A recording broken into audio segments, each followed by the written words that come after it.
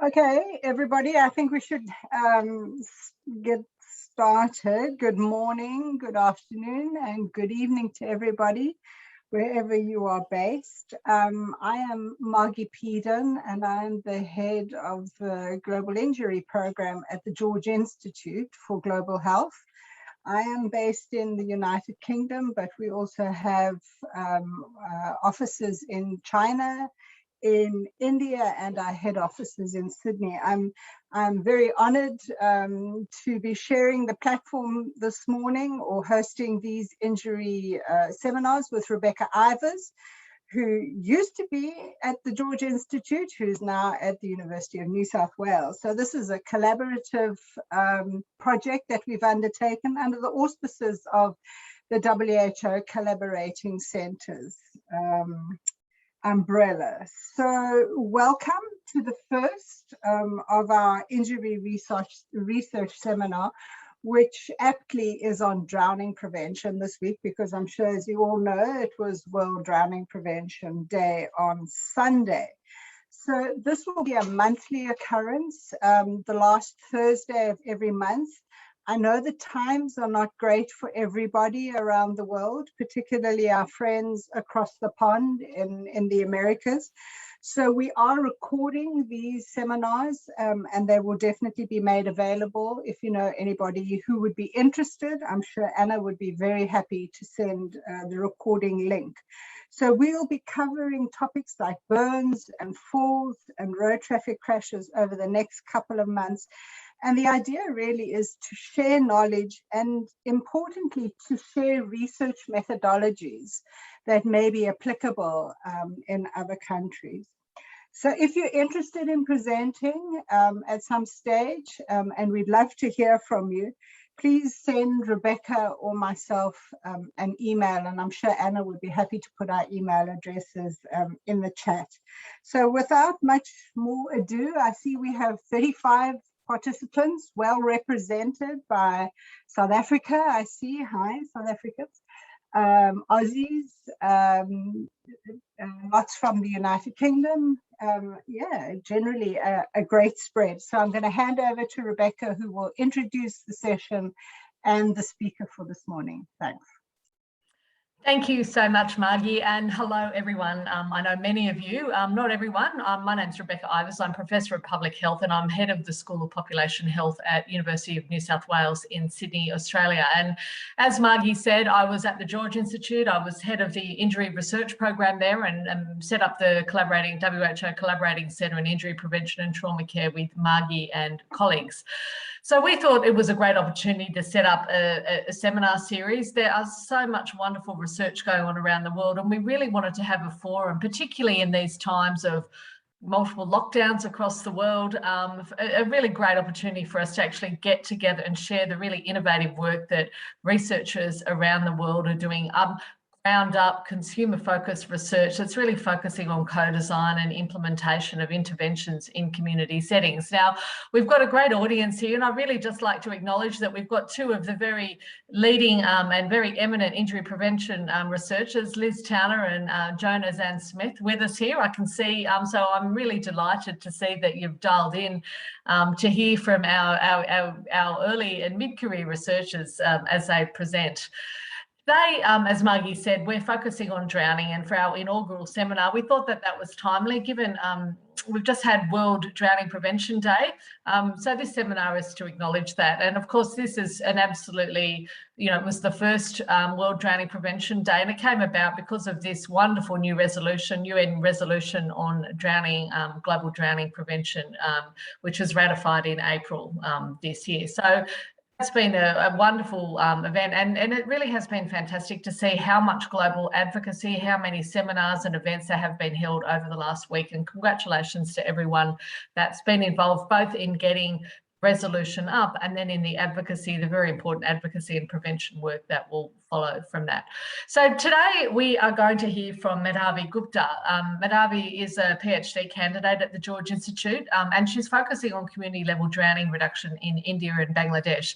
Med is one of those superstars of research. I know when we first met her, when she first came to the George Institute, I think probably 4 or 4.5 years ago, to talk about whether she would take up a research career. It was really exciting to meet her as a young woman, and she's got really interesting, really great interest in program design, implementation and evaluation, but she's got really wonderful first-hand community development experience. She's been working in India for quite a few years now with NGOs and other agencies, particularly, and continuing as she's been doing her PhD. So, Med, really glad to have you here. Thank you for kicking off our injury seminar, and I'll hand over to you now to get going. Thank you very much. I should all just say, though, also, I'd like to acknowledge that I'm here in Australia, as many others of us are, and we're meeting across the world on First Nations land, and I'd just like to acknowledge the traditional owners of all the lands on which we're meeting today. Over to you, Med. Thank you so much, Rebecca, for that very flattering introduction, and welcome everybody to the seminar. Thank you so much for having me for this inaugural seminar. I'm really excited to see where this series goes. But first, I thought I would, before I jump into my research, I thought I would introduce myself. So my name is Medhavi. I am a final year PhD student. I'm due to submit hopefully in the next month or so. But I am Australian, but I have been living in India for the past 3 years to do this PhD because my research really has been focusing on drowning prevention in India and Bangladesh. And definitely, as you would all know, being close to the field really gives you those insights and that real first-hand experience that you're not just doing research based on our own assumptions. Just to give you a very quick overview of what I'm going to cover. My PhD mostly covered child drowning prevention in India, in the Sundarbans region, and in the Borosal division of Bangladesh. And essentially, the research covered the full range of studies looking at developing a child drowning intervention for these contexts. And so I will be first talking about the research we conducted in India, which was all about formulating an understanding of the context in which we can prevent drowning, and then I'll follow up on a little bit about some of the studies we did in Bangladesh, which were really looking at existing drowning programs and how well they were implemented. But just to quickly touch on some of the challenges that we have for child drowning prevention in LMIC. So one of the things that we know about child drowning generally in lower and mid-income countries is that there really is a lack of data. So most children you will find are drowning in very rural, remote areas. They're drowning in the ponds near their home. Because of the remoteness of the locations, often those deaths don't get reported to hospital. And on top of that, they don't get recorded in any sort of police or crime statistics. So really, the actual extent of child drowning around the world is very much unknown. There's also low awareness. Generally, people are unaware that drowning is an issue. We also have low resources. Drowning occurs in these contexts where parents don't have the resources, for example, to provide effective supervision. They don't have the resources to properly fence their ponds or ensure their children are protected. We also have some challenging cultural beliefs around drowning. So, for example, there is a belief in many regions that drowning is kind of inevitable. It's one of those accidents that isn't an accident. It's not necessarily preventable, and this prevents action. And of course, the big kicker is government prioritization. Because there is low awareness, because we don't have data, and because there's so many other issues that governments and LMICs have to focus on, drowning often takes a back seat. And then because of this, it's very difficult often to get drowning programs into the eyes of the government. So just to give you a quick overview generally of designing health programs based on the 6-Squid framework, which is upon which my whole thesis and all this research was based. There's basically 6 steps that we follow in public health when we're trying to design some sort of community-based program. So we want to define and understand the problem and its causes. We want to clarify which causes can be addressed. So for example, if drowning is being caused by lack of supervision, that is a cause that we can actually, intervene in. We want to identify how to bring the change, so the change mechanism. So if we want to, for example, increase supervision for children, how do we actually increase supervision in those communities? Step 4 is we identify how to deliver this change mechanism. So how do we put this intervention into a program in such a way that it can be implemented effectively in that context? We then want to test and refine that program at a small scale. And then we want to scale and evaluate and see how well it can be implemented and how sustainable it will be. So first, I will go into the studies that we conducted in the Sundarbans in India. So India probably shares, the largest chunk of drownings of any country in the world.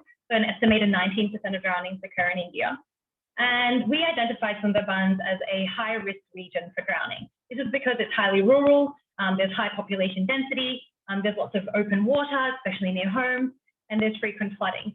And worst of all, there's lack of data. So if you look at the national, the statewide level, statewide data on drowning, it's only saying there's a couple of hundred drownings a year, but we know that's probably very unlikely. So what we first needed to do is, because in India there is hardly any work to be done on drowning, our study really focused on these steps 1 and 2 of the 6-quid framework. So really looking at defining the problem and what are the causes of drowning in this region.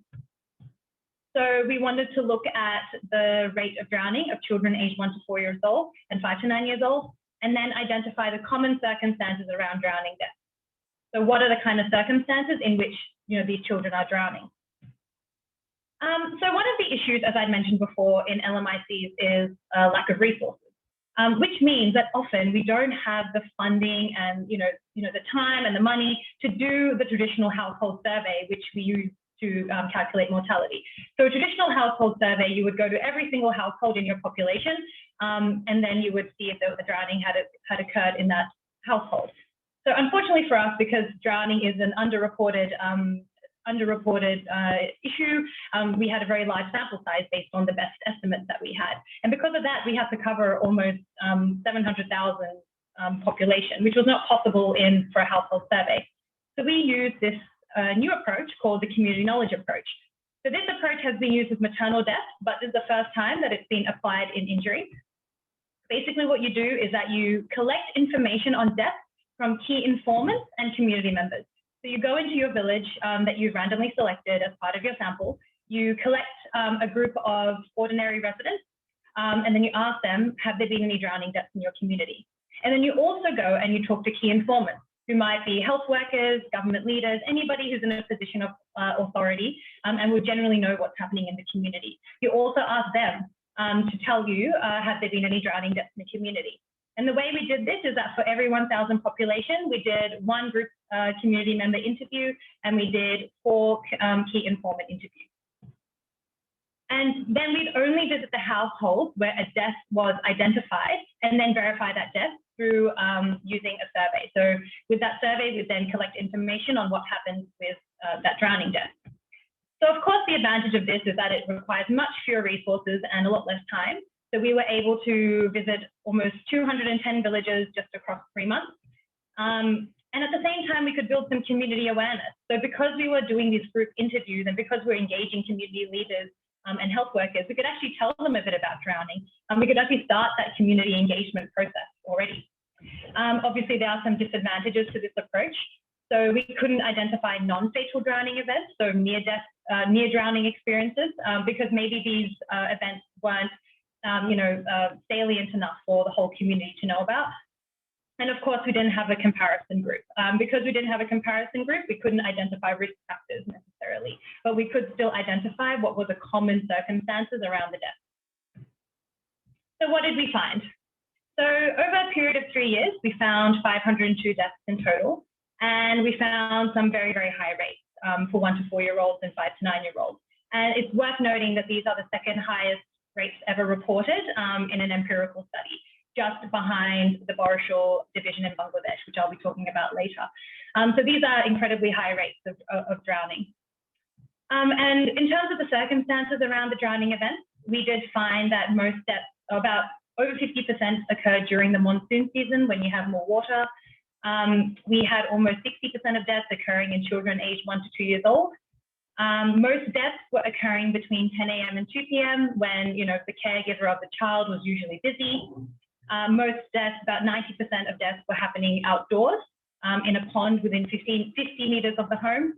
And interestingly, we did not find any gender difference. So Generally, with drowning, you'll find that males are more likely to drown than females, but in this case, we didn't find that. And we hypothesized that perhaps it's because of this really young age group where those gender differences don't necessarily come out. Just a few other things to note. From our sample, less than 1% of the deaths had a medical death certificate issued, and only about 6% of children were actually taken to a doctor or a nurse. And this again shows you the value of these sort of community-based surveys. The vast majority of these deaths were not being captured by any official data collection system. So it's essential that if we want to really identify the burden of drowning in these remote rural communities, then we need to do these community-based surveys. And just another point to note, traditionally, or previously with the community knowledge approach, the method has usually only either engaged key informants, such as your health workers, or community members. But we decided that we would use both. We would get data from both types of individuals. And what we did find was that 26% of deaths were only identified by key informants, 11% were only identified by community members, and only about 2/3 were identified by both.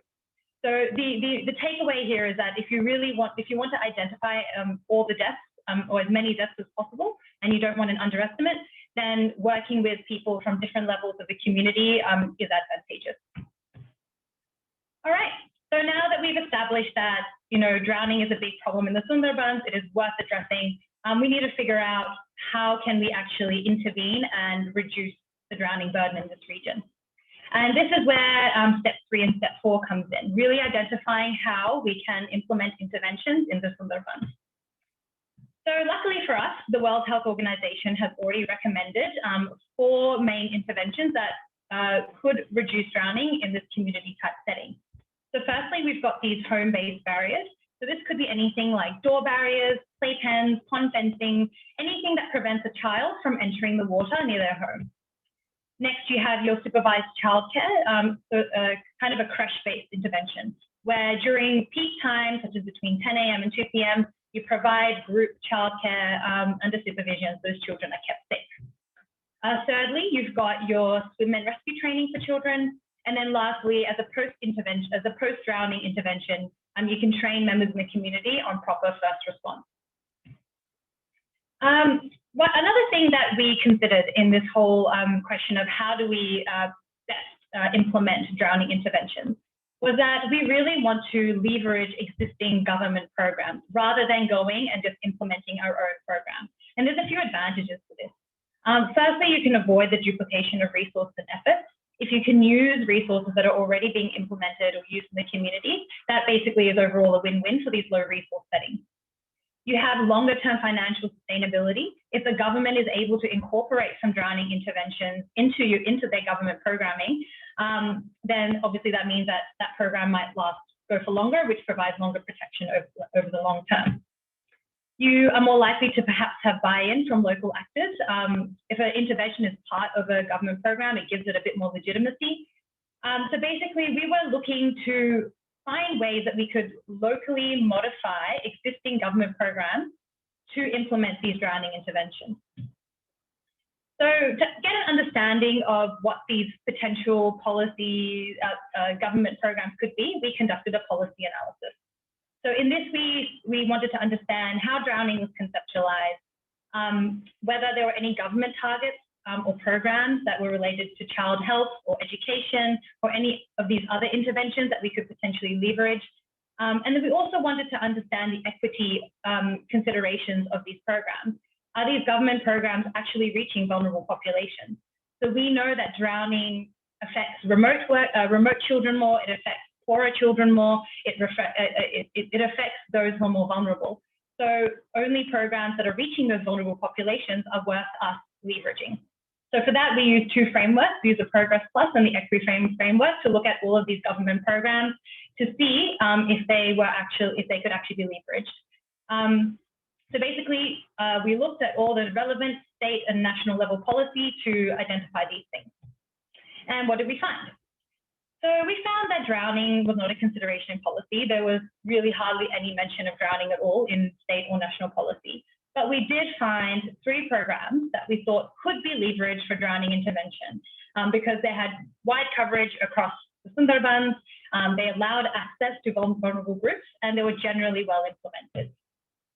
So the first one of these was the Integrated Child Development Scheme. So this program is designed to provide nutrition to young children in villages and in communities, but it's also by policy required to provide 2 hours of childcare. So if this program could be modified to provide 4 hours of childcare during the at-risk times, then that would be a great way for us to introduce the supervised childcare into these at-risk communities. Next, we have the ASHA program. So this program basically provides community health workers in communities, and their whole role is to work with child and maternal health. And they already have well-established relationships with women and children in the community. So they could potentially be involved with first responder training and potentially also with implementing and monitoring the use of home-based barriers. And then lastly, we have the self-help groups. So these are groups of women who this program is mostly used as like a financial and livelihood generating program where women are given a loan from a local state government, and then they work on their own micro enterprises to pay back that loan and build their own livelihood. But these self-help groups are already involved in a bunch of community programs. So many self-help groups are already involved with providing midday meals in schools, for example. So again, they could be used could be utilized for implementing first responder training, and again, with the home-based barriers. So unfortunately, with the policy analysis, we don't really know what the community thinks about this. We don't really know what ASHA workers think about this. We don't really know what self-help group members think about this. So what we really needed to do was to understand from the community what they thought could work in their community, and also whether these government programs could actually be leveraged. So we did some qualitative work in the Sundarbans community. Firstly, we wanted to identify preferences towards the drowning interventions. So the 4 drowning interventions, were there any interventions that they thought could be more implementable in their communities? We wanted to explore the feasibility of leveraging the Integrated Child Development Scheme, the ASHA program, or the self-help group program. And we wanted to identify any contextual challenges and considerations for the design and the delivery of the program. Are there any things about delivering a program in the Sundarbans that we should know about? Are there any challenges that we're likely to face that we should then cater for in the design of the program? And then, of course, identify key stakeholders. So who are the people we need to engage? Who do we need to get buy-in from? Who do we need to get involved in decision-making? Who are the key players in those communities? And what did we find? So interestingly and very hearteningly, we did find that members in the community were already pretty switched on and were very aware of some of the limitations and considerations of the drowning program. So members of the community were saying that customized home-based barriers are great for 1 to 2-year-olds, but after they turn 2.5, 3, they're not going to stay in those barriers. At that point, we need to get them into some supervised childcare, and then as they grow older, then we can provide them swimming and rescue training. And this was organically coming from the communities themselves, without us having to tell them that this is what WHO recommends or what has been found in other contexts. So that's really positive for us. A couple of other things, we did have people in the community saying that you can't just go in and provide these interventions.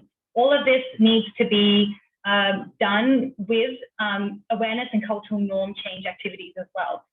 So educating communities that drownings are preventable and that the medical response needs to be appropriate. All of this sort of educational work needs to be done as well, engaging the community in changing some of the mindsets around drowning. And then first responder training, of course, was considered essential across the community, and it was suggested that actually most adults should be provided this sort of training. And in terms of whether we can leverage these government programs or not, we did find that ASHA workers were very keen on being involved. So they already work on an incentive-based system where they provide certain health services for a particular incentive.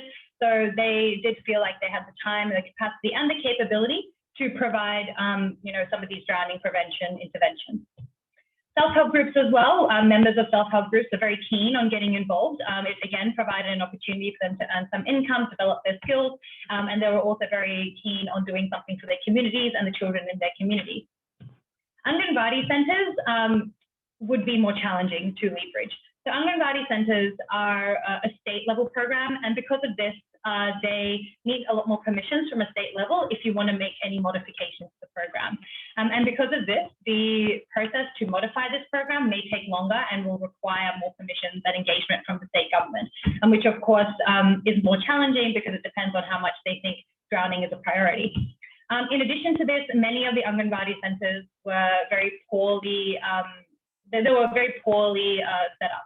So they didn't, most of them were not providing the childcare services as required by policy. They didn't have the space, they didn't have the Anganwadi workers there didn't have the skills to provide childcare.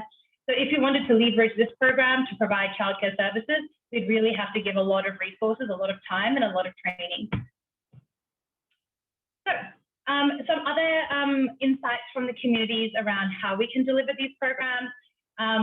Communities were saying that, you know, we should have these community-based implementation committees who would be involved with the designing and then the monitoring of the programs. And this would ensure that the communities had buy-in and were engaged and interested in these programs. There was also a suggestion that some customization might be required at the household and the community level. So for example, with the home-based barriers, we had a very big variety of what parents thought the best type of barrier was. Some parents were saying that a playpen is great, but others were saying, no, it's dangerous. Others saying a door barrier is better, but others were saying that, no, a door barrier is a tripping hazard. Others were saying that, yeah, no, we'd rather fence our pond, while others were saying this will make access to the pond very difficult for daily activities. So this made it very clear that if you want to make like a home-based barrier intervention successful, you would really need to make sure that it fits with the family needs and how the household operates. Otherwise, it won't be used. We needed to engage local government officials if you wanted to use the ASHA workers in the self-help group. And if you wanted to use the Anganwadi workers, we'd need to engage state-level policymakers. All right. So, the previous studies, which were all around the contextual knowledge required to design an intervention for the Sundarbans, followed these first 4 steps of the 6 squid framework. They were all about identifying how best to deliver those interventions in the ground. So in Bangladesh, in the Barshal region of Bangladesh, we already have a very comprehensive drowning prevention program that has been implemented. And we're now up to that point of step 6, where we're looking at evaluating the implementation of those programs. So just to give you a bit of context of drowning in Bangladesh, drowning is the biggest cause of death in children aged 1 to 4 years old. And 43% of deaths in this age group are from drowning. So it is one of the biggest places where it is a region which has, you know, the highest rates of child deaths that we've found globally. So as you can see, for children aged 1 to 2 years old, we've got a rate of 262 deaths per 100,000 children. So CIPRB, in partnership with RNLI, has implemented Project BHASA, which is it's a very comprehensive drowning reduction program in the Barshal division. And 2 components of this were the SwimSafe and the Anchal program, which is what I'll be focusing on.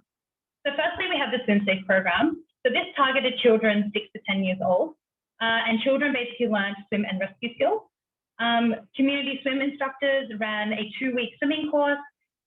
They receive an incentive-based payment depending on how many children graduate. And all of these classes are run in local ponds, which are fitted with bamboo platforms. Secondly, we have the Anchal program. And the Anchal program provided structured childcare. So these centres were run from 9 a.m. to 1 p.m., 6 days a week. They targeted children aged 1 to 5 years old. Each centre had 20 to 25 children. Anchal centres were operated by Anchal Mas and Anchal assistants, who are locally hired. So they're local women who've been trained to provide this childcare services along with early education activities. And then these are monitored by supervisors and Anchal mentoring officers from the CIPRB organization. And in terms of program implementation of these two programs, village injury prevention committees were set up in each of the communities. And these were basically made up of local residents who were interested in the program, and they oversaw community implementation. So they would often work with the Anchal or the swim instructors or the supervisors to find ways to better adapt the programs to their communities and ensure that their programs were being implemented well. Parents were also engaged in parent meetings. So parents were invited to monthly meetings, which the Anchal would run, and they were given insights on child development, injury prevention, drowning prevention, and a whole range of other health issues. And then the programs were also implemented along with awareness generating activities, such as video shows that they would run in communities. So one of the questions, one of the questions that often comes up when you're implementing a program, especially if that program has been running for a year or two, is how well is this program really being implemented on the ground? And what are the barriers and enablers to the implementation? These Anchal and SwimSafe and the BHASA program overall is a very complex intervention. You can't just look at the program monitoring data to know exactly what's going on. So we've got many sites across. You've got many sites, and because of the implementation across many sites, you may have different contextual challenges that are occurring. You have a large number of field staff to manage the program. So you might have different levels of performance. What are those differences in performance? How can we better improve performance? And of course, you've got thousands of participants and volunteers involved. So understanding how they all work and how they're all interacting on the ground is essential to know if your program is actually being implemented as intended and having the effect and having that effect that you're intending. So because of these questions, we conducted a process evaluation, which will enable us to identify how to improve implementation of these programs across this region. So we use the process evaluation framework from the MRC to guide this analysis, and we use a mixed methods approach. So we analyzed program monitoring data, which was quantitative data, and that included data like child attendance, what was the age of the children attending, what was the gender of the children attending, how many children were graduating, what was their attendance at Anchal centres, what was the turnover of Anchal Mars and swim instructors, what was, during monitoring visits, what percentage of visits were showing adherence to program processes. Then we did interviews and focus groups with all the key stakeholders involved. That included participants. We also interviewed some children and their parents. We also interviewed parents who decided not to enroll in the program. What was the barriers for them enrolling in the program? We also talked to the village implementation committee members, the staff, and also the trainers of all the community-based staff. And of course, we also did observations of the program. So we would go and sit in the Anchal centres or watch the swimming classes and see, what was the interaction like? What was the engagement of the children? What was the engagement of the teachers? To get an understanding of how it's working on the ground. So in the interest of time, I will be sharing with you some key findings. Unfortunately, I don't have time to cover everything because this all covers 3 studies. But just to give you an idea of some of the things that we were finding. So firstly, one of the key findings we had was low attendance at Anchal centres. So we did find that in the Anchal centres, attendance was not meeting the 80% target. And there was a few reasons for this. Sometimes availability of electricity was a problem. And the problem then during the summer was that often the centres would become very hot and then the fans wouldn't work and then children wouldn't be so keen on attending. We also had, there wasn't really a protocol for re-engagement if a child had gone traveling. So often what would happen is a child would go traveling with their parents for a few weeks and then come back, but then there was no process to re-engage them with the program. There was also some activities were also repeated and children reported being getting a bit bored of some of those activities. And in the regions where we had greater geographic distance in between homes, we found even lower attendance than other regions. And this is because parents wouldn't always have the time to go and drop their children and come back home and then pick up their children and come back home. So in that case, they'll just keep the children at home. We did find for lower participation of girls in SwimSafe. And this was a lot to do with culture and, ideas of what is appropriate for girls. And we found this effect to be even greater in older children, so older girls of, between 8 to 10 years old. Those older children were less likely to, those older girls were less likely to attend SwimSafe classes than boys. And a lot of this has to do with perceptions around appropriateness of girls swimming in public. And this was also a bigger effect when the swim instructor was male. So again, there's these cultural concepts coming into play, which actually could, reduce the effectiveness of this program in ensuring protection from drowning for girls. And lastly, we found that the village implementation, the village injury prevention committees had variable engagement. Some VIPCs we found were incredibly engaged. They were finding great adaptations with their programs. We had examples of VIPCs who were, they identified that electricity was a problem in the center, so then they coordinated with a local school and opened the Anchal Center in a local school in an, in an air-conditioned room or a room that had, a fan. So so there were some VIPCs who were really engaged with the program, really took ownership and found ways of ensuring attendance in these programs.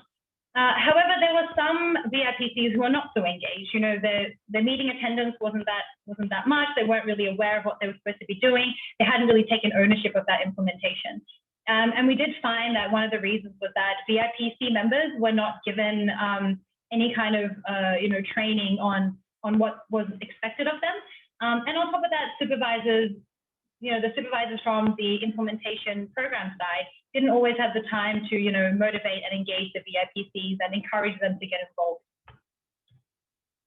So in terms of the way forward for the BHASA project, the BHASA project overall has come up with 9 studies, and they're all detailed in a report that has just come out this week, and I'll be sharing soon how you can get a hold of that report. But really, this whole project has given us so many insights on how to implement programs well, how to be responsive to the local context, how to ensure that programs are adaptable while keeping their core components intact that improve effectiveness, and also raises a whole lot more questions around drowning prevention and how we can improve that. So one finding I'll share now is a bit of a tidbit, is that we did conduct an effectiveness evaluation of these programs to see if they reduce drowning. And unfortunately, or maybe even fortunately, because it raises a lot of interesting questions for us, the results were overall inconclusive. So compared to the control, we did not find a statistically significant reduction in drowning in the intervention areas, except for in 5 to 9-year-olds for the SwimSafe program. And this, again, this raises us a lot of questions, like what is the reason for this? Is it because there was widespread drowning awareness? We were doing, CIPIB was very good in its community engagement approaches. They really worked on this community engagement approach to ensure that communities were aware of drowning prevention. And it's likely that some of that knowledge may have seeped across into other areas. Or is it because of infrastructure development? I mean, the Barashore Division has seen quite a lot of infrastructure development in the past 2 to 3, 4 years. And could this be, one of those factors that is driving drowning deaths down even in those control areas? So the next phase is really about understanding some of these drivers and adapting these interventions better for the context. So for example, working on getting better attendance at Anchal, that this program can be more effective. And if you are interested in this report, please email Steve Wills from RNLI. You can see his email here. And he'll be happy to send you the full report. And I would definitely encourage a read. I think it's a lot of the findings and a lot of the knowledge gained from this project is applicable in many LMIC settings across the world. All right, so in conclusion, what do we need to do to address drowning in LMICs? Firstly, we need to take a top-down approach. Taking a top-down approach enables us to identify government priorities and relevant programs so that when we do develop our drowning interventions, they can be more sustainable and work hand in hand with the decision makers from that region. But a bottom-up approach is also essential because context does change. There are contextual barriers that are different across different regions. And we need to understand local context if we want to improve implementation and ensure that our programs are really catering to every single vulnerable group out there. So that's an overview of pretty much most of my PhD work. I'd like to thank, the project is big is of course, in partnership with many people who put in, their blood, sweat and tears into these projects. Would like to thank RNLI for their support across both of these projects. The Child in Need Institute from India, who supported us with the data collection and community engagement in India. And of course, the IPIB for their amazing work in implementing the BHASA project in Bangladesh.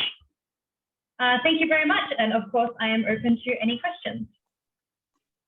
Thank you very much, Matt. That was an amazing start to our series. Very interesting methodology and very interesting numbers coming out of your project. And judging from the number of questions that are sitting in the chats, I think people found it extremely interesting. So there are a bunch of questions. I'm going to ask one, and then I'll hand over to Rebecca to maybe ask the next one. But there are a bunch of questions about the numbers. There are always questions about numbers, aren't there? And about the high rates that you found. So Ian, hi Ian Scott. Ian wants to know how your high rates compare with other causes of death for under 5s. Then Rania was interested in how your rates compare with other sources of data. And then Olive was also interested in how happy you were with the population numbers, how robust the population numbers were in order to generate rates. So there's a kind of 3-part question on data there for you. Over to you. Yes. So the first question around compared to other causes of death. So one of the things that we did do with the community member interviews and the key informant interviews was actually ask them to identify every child death in the past 3 years. So we asked them to identify every single child death. Then we asked them to identify all the out of those, which ones were drowning, and out of those, which ones were other causes of death. And we did find that about 60 to 70% of deaths were drowning deaths for 1 to 9-year-olds. However, I would like to flag that those other causes of death were not validated at the household level. And on top of that, because in the consent processes, you're talking about your research and you're kind of priming the drowning topic, it could be that, some other, participants may have, forgotten or left out deaths from other causes. But I mean, even if, they were missing out on a few, 50% of, other deaths, I mean, it does seem that in these regions, drowning is the biggest cause of death compared to all other causes of death for the 1 to 9-year-old age group. And of course, because there's a lack of, formal data, it's very hard for us to know, using formal data, what exactly is that exact proportion. But definitely, we would love to go back and do a proper household survey with all the drowning deaths. With all the child deaths to really understand, the proportions of different causes of death.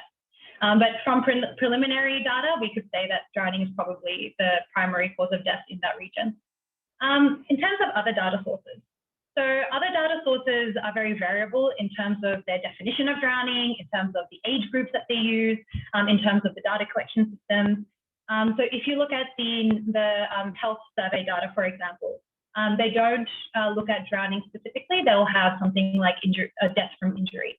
So it's very difficult to compare, again, our drowning results to these national data sources.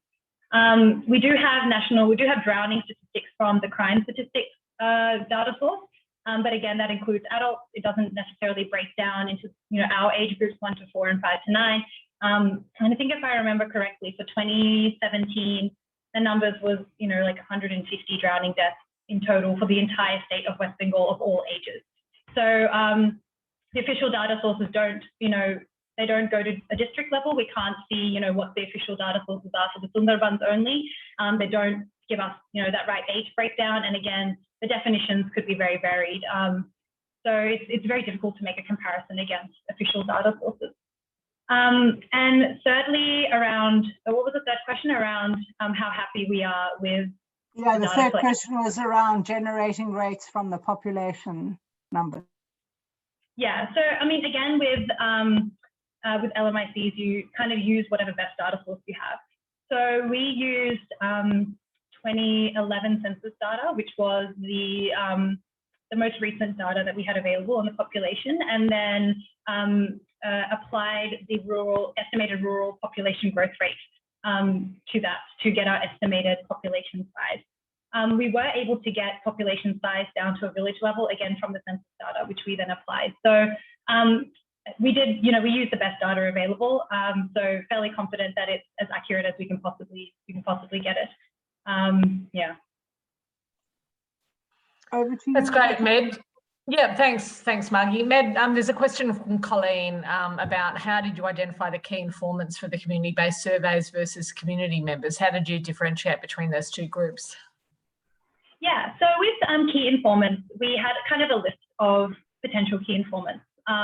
So these were people who already would have a title in a community. So it was very easy to just go into a community and be like, hi, can we meet your ASHA worker? Can we meet your Anganwadi worker? So these, from these two government schemes that I'd mentioned before.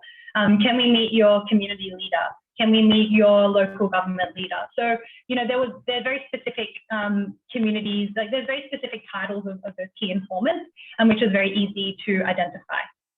In terms of general community members, what we'd do is after we'd done our key informant interviews, we'd actually ask one of them to help us gather a group of community members. And because they would, know who is a regular community member, they would help us get that group of 5 to 10 people together in a community setting or some central location, and then we'd do the group interview with them. So it was very much a collaborative process, with members of the community. Yeah, look, and there's a couple of other questions from Renee on just the situation in country. So the question about water safety regulations in the population of study and challenges around that kind of legislation, but also whether did you identify any non-health programs that contribute to drowning prevention, like led by police or maritime safety and so on? Yeah, not in West Bengal. So we were focusing on West Bengal specifically because Sundarbans is in West Bengal. So specifically, no, there's not really any specific program. I mean, we did get in touch with some life-saving associates from India, but they don't do work in that particular region. But there are some, great smaller organizations doing work in the south of India, which definitely would be happy and interested to collaborate with, if we continued working in that region of India. But in terms of government programming, there was nothing really around drowning. There were some programs that I would say, incidentally happened to contribute to drowning prevention. So for example, in the Sundarbans, there's a big push to reduce flooding by building new embankments in higher risk regions to flooding. So, those sort of programs, those sort of initiatives would have that side consequence of reducing drowning potentially, but they're not targeted towards drowning specifically.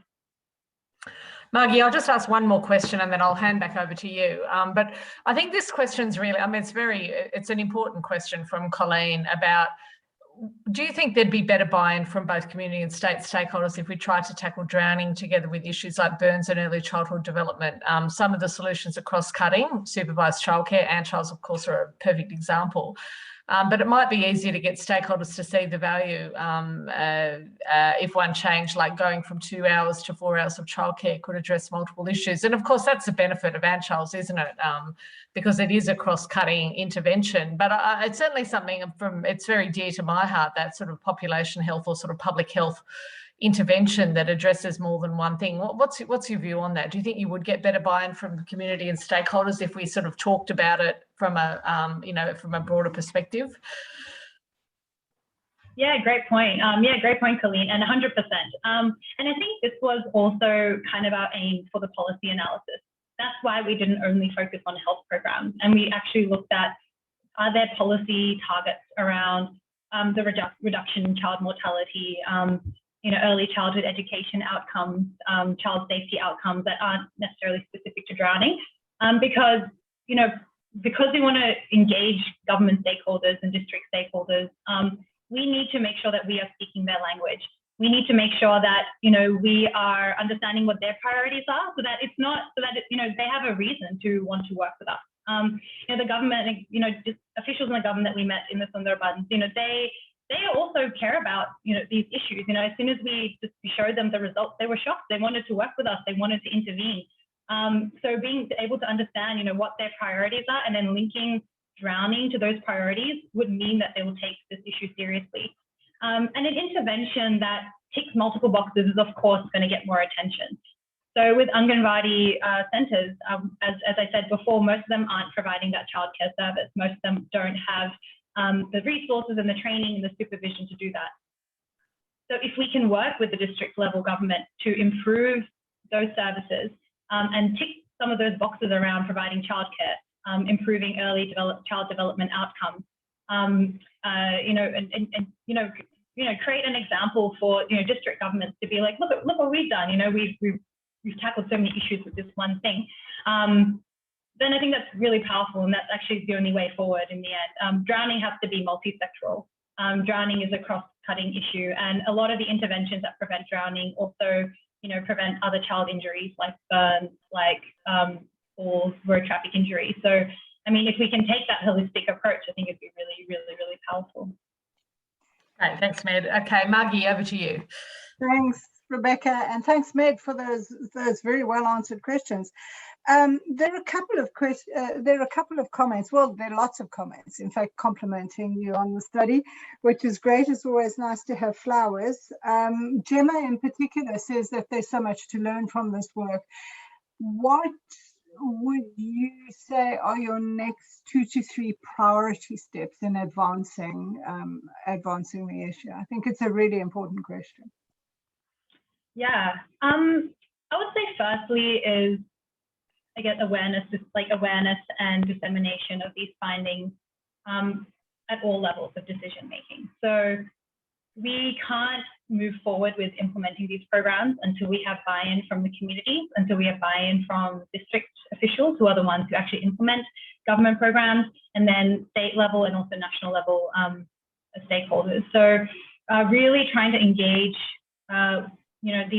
engage with these findings across all these levels of decision making and governance is probably step number 1. Number 2 is, now we have sort of the contextual knowledge we need to start designing our interventions for Sundarbans. So working with the communities to co-design these interventions, finding ways of how we can actually start this program on the ground. And yeah, just finding ways of ensuring that the communities take ownership of those interventions as well. So really, we should take a capacity building role, maybe provide the resources, but in the end, empowering the communities to design these interventions and implement them in their communities so that they can protect children in their communities. That'd be step 2. And step 3, I think we need more of a national strategy in India around drowning. These results from one small part of India show that drowning could be a bigger problem, it could be a massive problem in other parts of the country as well. There's plenty of deltaic and riverine regions in India where there's many remote communities, and chances are, drownings are happening there and no one knows about them.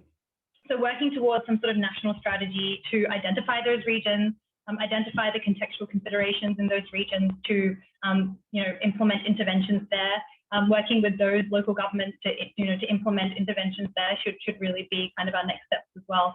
And I think the more data we have from around India, the more we can, push the government to take notice and to take action. And I guess linking as well with the previous question around other causes of death, maybe linking this with, doing this part and parcel with identifying other deaths from injury or other common deaths that, we can intervene with similar interventions. Yeah, thanks. Great, Med. And just to follow on, Gemma mentioned that education awareness, obviously a really important issue, and that there are lots of other countries in the region doing work like Bangladesh, as you've already mentioned, and like Thailand and the Philippines. And Thailand in particular uses what they call pink books or health books for parents, and that's worked really well in Thailand. Gemma offered to put some links in the chat, which would be great if people want to follow up on that. Coming back to the questions that you have, there are a couple around whether drowning is a new problem in the area or something that's been around for a long time, how seasonal drownings are in the area. Yeah, maybe start with those two, and then I'll come back to the methodology questions. Yeah, sure. Yeah, so when we spoke to members of the community, drowning was almost considered inevitable. Like, it was one of those things that just happens to children in the community. And I think there was almost a sense of hopelessness that, this is something that we can't prevent. It's almost an act of God, which again is one of those, mindsets that we need to change through awareness work. We need to bring home the idea that drowning actually is preventable and is something that can be, intervened with, with just a few simple community-based approaches. So yeah, definitely drowning was not considered a new problem. We definitely had a couple of people who were like, wow, no one's ever asked us about drowning before. Like, this is something that happens so much in our communities, but we never discuss it because it's just almost part and parcel of living in this region. Similar to how people think about, for example, flooding or snake bites or tiger attacks even, it's just considered an act of God. And in terms of the seasonality of the findings, so about just over 50% of drowning deaths would occur during the 3 monsoon months. And this is sort of the period of time where you would have a lot more water. Your open pond water would be, spread out a lot more. There'd be, a greater surface area of farmland and nearby land that would be covered in water. So definitely the presence of more open water was a factor that led towards more drowning. And then you mentioned some of the similarities that there are with Bangladesh, but what about some of the differences? And Justin has put in the chat, what differences did you see in social, cultural, economic, political factors? Yeah, so it's a bit hard to disentangle some of these differences because obviously the BHASA program has been operating in Bangladesh for a couple of years at this point, and also there'd been some other pilots and other drowning prevention work that had been done in Bangladesh. But definitely I would say that the community members who we talked to in Bangladesh were a lot more vigilant and a lot more aware about the problem of drowning, and as well as other child health problems. So there was almost a sense of, pride in the communities that they were, taking some action against drowning, that they were taking, that they were really, and they were very engaged with the issue. And I mean, it's hard to know how much of that is cultural, if they're not as fatalistic about drowning versus, is that the effect of that intervention taking place? I would say that there are some, just generally in the context, I would say that infrastructure and connectivity is better in the Barishal division, which might provide additional challenges in the Sundarbans. So, for example, there were some communities in the Sundarbans there were many communities that we had to take a boat to reach because they were, on islands that were not connected by bridge. And I think in Barishal, there was only one community I visited like that. So, there was some difference in terms of infrastructure development, in terms of like road connectivity, in terms of the quality of roads. Even things like in terms of the resources available at the local town markets. So maybe that kind of infrastructure and connectivity could provide a bigger challenge if we were to implement interventions in the Sundarbans. But culturally, to be honest, there's a lot of similarities. I mean, both regions have Bengali-speaking individuals. They're cut from the same cloth, very much live in similar geographies. Very much do similar work in terms of they're mostly primarily fishermen. They mostly primarily have, ponds in front of their homes in which they farm their fish and they do their household work. So a lot of very similar, a lot of like contextual similarities in that way. Okay, thanks.